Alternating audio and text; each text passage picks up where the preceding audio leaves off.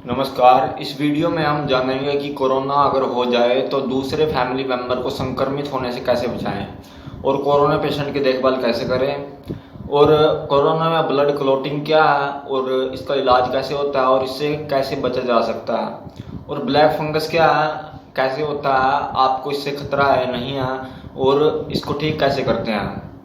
तो इन सब के बारे में हम समझेंगे। तो अगर आपको संक्रमण हो जाए, आपको जैसे ही अनुभव होगा कि आपको बुखार हो या गात सा ढीला ढीला पड़ रहा है या फिर जो है गले में कुछ खराश है या खांसी हो शुरू हो गई है या आपको ये लगा कि आप किसी से मिले थे ऐसे ऐसे जो अब बीमार पड़ा है, जिसको कोरोना हुआ है या बुखार हुआ है, तो ऐसा कोई भी सिम्टम आपको दिखे तो तुरंत आप आइसोलेट हो जाइए किसी एक कमरे में अपने घर के।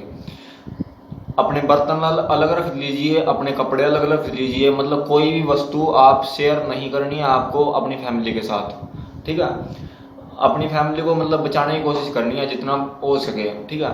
और सभी फैमिली में मास्क लगा के रखें प्रॉपर, ताकि ये पता नहीं होता कि किसको इन्फेक्शन हो चुका है, 2-3 दिन बाद ही पता चलता है। तो मास्क लगा के रखें ताकि एक दूसरे को इन्फेक्शन ना हो।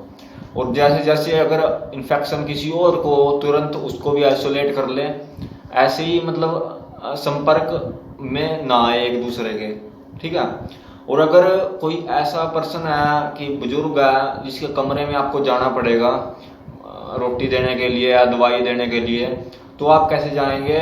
तो उसके लिए आपको घबराना नहीं है कि आपको भी हो जाएगा अगर आप जाएंगे, तो ऐसी बात नहीं है। आप डबल मास्क लगा के प्रॉपर, और फेस शील्ड आती है एक मुंह पे ढकने की, तो वो लगा लीजिए, कैप पहन लीजिए सर पे, और जैसे ही आप वहां से बाहर आएंगे तुरंत उनको सैनिटाइज कर लीजिए, फेस शील्ड को और कैप को। और उस फेस शील्ड से क्या होगा कि आपके मास्क तक पहुंचने से बच जाएगा वो मास्क, फिर आपका थोड़ा ज़्यादा टाइम निकाल देगा, ठीक है।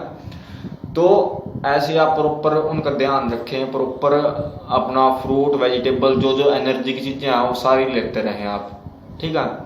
और अगर ये दूसरी समस्या है ब्लड क्लॉटिंग की, ब्लड क्लॉटिंग हो जाता है, इसमें खून जम जाता है शरीर के अंदर ही किसी ना किसी नस में, पूरी बॉडी में कहीं भी जम जाए कोई दिक्कत नहीं होती, लेकिन अगर ब्रेन में जम जाए, ब्रेन की नसें बहुत पतली पतली होती हैं, तो अगर वहां जम जाए, ब्लॉकेज आ जाए तो दिक्कत बहुत ज़्यादा हो जाती है, नस फट जाती है दिमाग की।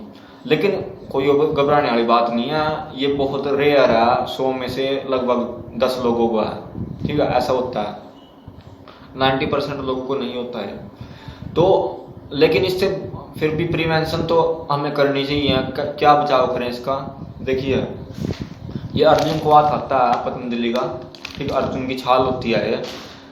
जैसे ही आप गिलोय का काढ़ा बनाए तो उसमें थोड़ी सी पत्तियां इसकी भी डाल लें, ठीक है, मिक्स करके दोनों का काढ़ा एक साथ बना ले और पी लीजिए। क्या है, ब्लड थिनर है नेचुरल, ठीक है।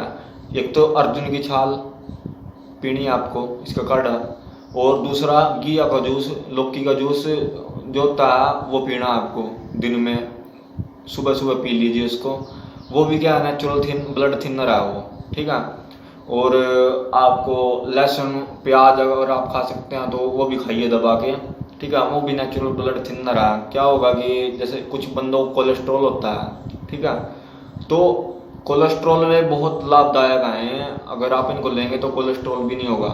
कोलेस्ट्रॉल की किसी की दवाई चल रही हो तो उनको कंटिन्यू रखें उसको। तो हॉस्पिटल में तो ब्लड थिनर दिए जाते हैं, इंजेक्शन दिए जाते हैं हिपैरिन के, और भी जिसके होंगे उनको इंजेक्शन दिए जाते हैं। तो घर पे आप ऐसे अपना बचाव कर सकते हैं, तो आपको ब्लड क्लॉटिंग नहीं होगी बिल्कुल भी।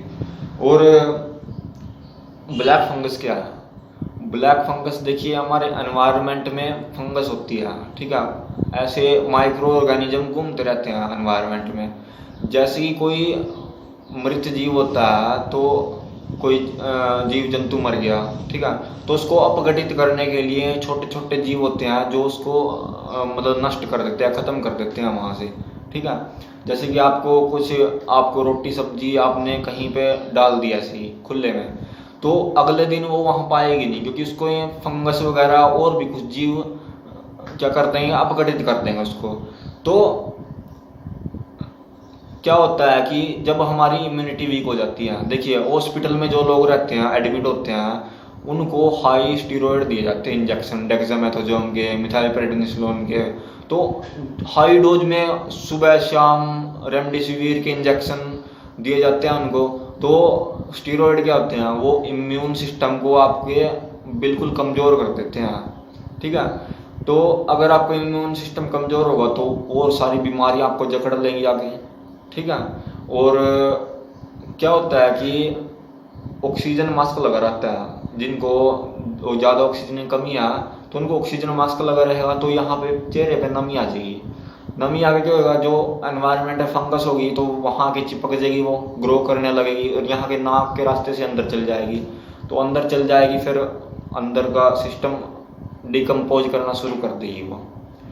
देखिए आपने देखा होगा कि जैसे तौलिया होता है, टॉवल, वो जब घस जाता है तो कई बार सर्दियों में या सूखने का मौका नहीं मिलता उसको, तो वहाँ से वो काला काला होना शुरू हो जाता है, ध्यान दीजिएगा आप। तो काला काला ब्लैक फंगस लग जाती है उस पर। ऐसे ही हमारे शरीर में होता है, जब हमारे शरीर में रोगों से लड़ने की क्षमता नहीं रहती तो क्या होता है कि बाहर से बैक्टीरिया, जीव आके, फंगस वगैरह आके इसमें ग्रो करने लगते हैं और डिकम्पोज कर देते हैं इसको।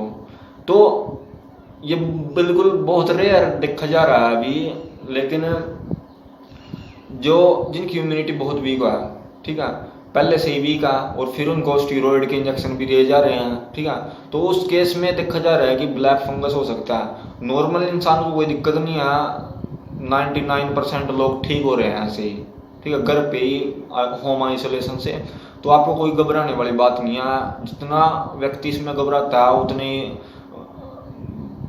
बड़े सारे रोग हमको दिखने स्टार्ट हो जाते हैं। हमको लगता है कि हमारी ऑक्सीजन कम हो रही है, हमको लगता है कि हमें ब्लैक फंगस हो जाएगा, तो घबरा के ऐसी नई बीमारियां हमारे दिमाग में बढ़नी शुरू हो जाती हैं, ठीक है। तो इसके अंदर अगर आपको हो जाए, बिल्कुल भी घबराना नहीं है। 10-12 दिन जैसे ही आपने ठीक ठाक काट लिया, आपकी 99 मतलब 94 से ऊपर ऑक्सीजन है, तो आप नेगेटिव होने शुरू हो जाते हो 10-12 दिन के बाद, ठीक है। 14 दिन तक आप पूरे के पूरे नेगेटिव हो जाते हो कोरोना वायरस से। और स्टीरॉयड की आपको लेने की जरूरत तभी है अगर आपकी ऑक्सीजन 90 से नीचे जा रही है। तो ऐसे में अगर 90 से ऊपर है तो स्टीरॉयड वगैरह लेने की जरूरत नहीं है। स्टीरॉयड क्या करते हैं कि आपके इम्यून सिस्टम को थोड़ा सप्रेस कर देते हैं, जिसकी वजह से आपका इम्यून सिस्टम सप्रेस हो जाता है और फेफड़ों में सांस लेने की क्षमता बढ़ जाती है, ठीक है। तो ये आप ध्यान रखिए, प्रिकॉशंस लीजिए आप अपनी। और थैंक यू, जय हिंद।